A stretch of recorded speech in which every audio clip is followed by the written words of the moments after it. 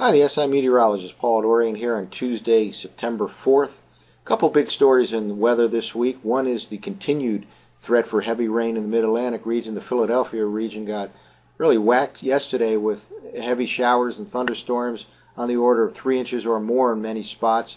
And that threat for occasional heavy rain will continue right through the day tomorrow, partly the result of Isaac's remains and partly the result of a stationary frontal system that is allowing for low pressure to move right along that front towards the Mid-Atlantic region.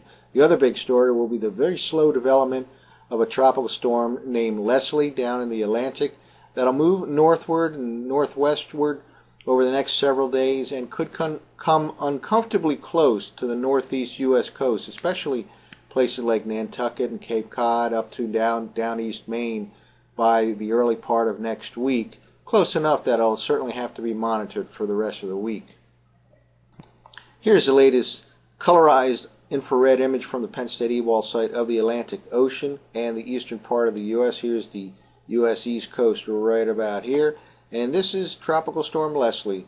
Latest measurements have the winds sustained at 65 miles per hour and very slow movement in this direction, just north, a little wobble of the northwest over the next few days. There's very little steering current right now in the middle part of the Atlantic, so it should be a very slow mover over the next few days. Now, by the early part of next week, and it'll take that long for this thing to move that far north, residents along the northeast part of the U.S. all the way up through Maine and certainly in Nova Scotia and Newfoundland and Atlantic part of Canada have to monitor this thing because there are indications that it'll slowly come closer and closer to that part of the East Coast by the early part of next week. Still a little unsure as to exactly what a deep trough will do to this particular system by the end of the week. There will be a deep trough of low pressure moving through the U.S. towards the East Coast by the end of the week. And how that plays is still a little question. The fact that it's such a slow mover allows for some wiggle room in terms of model forecasts here. So we'll have to closely monitor this over the next several days. At a minimum, it should become a large hurricane and cause swells right along the East Coast, up and down the East Coast, some rough surf for much of the week thanks to Tropical Storm Leslie. Well, this colorful map is from the Wisconsin CIMSS website, and it basically shows the upper level winds at the mid to lower to middle part of the atmosphere. Here is Tropical Storm Leslie right here in the middle part of the Atlantic. The East Coast is right about here.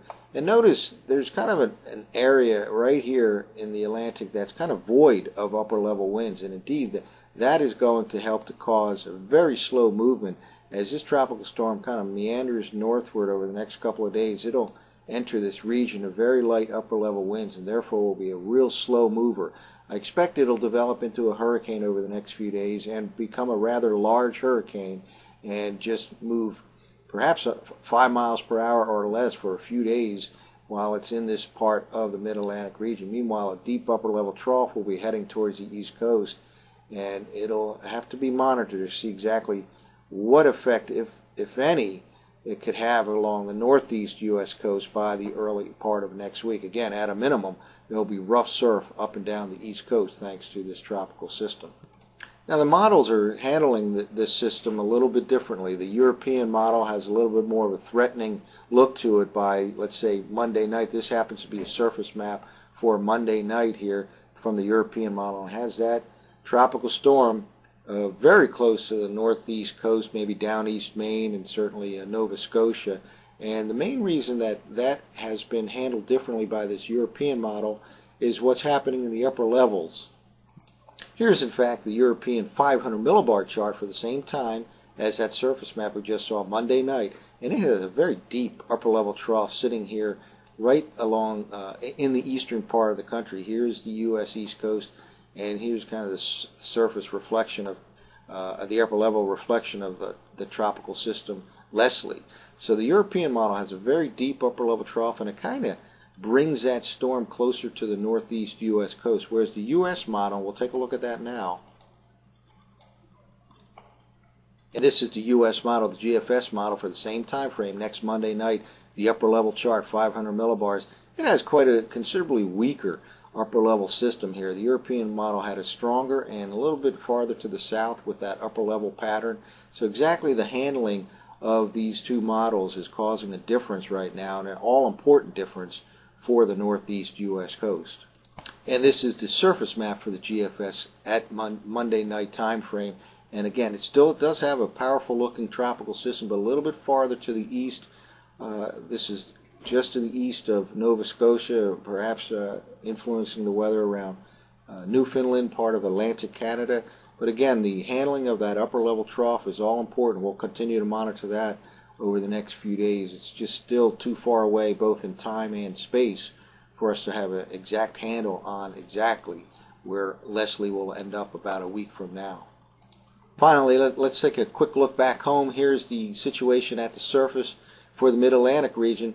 We have a stationary frontal system that's been kind of stationary for the last 24 to 48 hours, and this helped to contribute to just tremendous rainfall from South Jersey across southeastern PA and portions of the Delmarva Peninsula. Right in this region over the last 36 hours, there are some 3 inches or more of heavy showers and embedded thunderstorms.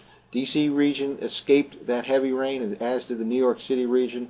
But over the next 24 to 48 hours, right through the midweek time frame, the entire Mid-Atlantic region can get some occasional heavy showers and strong thunderstorms. This low pressure area will ride right up along the stationary front over the next 24 to 48 hours. And until this front swings through here by late tomorrow night, we will continue to have the chance for some heavy rain here in the Mid-Atlantic.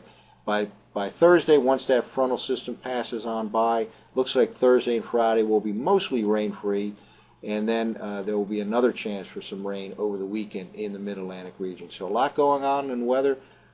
Some heavy rain possible still in the Mid-Atlantic for the next 48 hours, and over the next several days we'll monitor the movement of the tropical system, now Tropical Storm Leslie, out in the Atlantic. For the SIweather.com, I'm the SI meteorologist.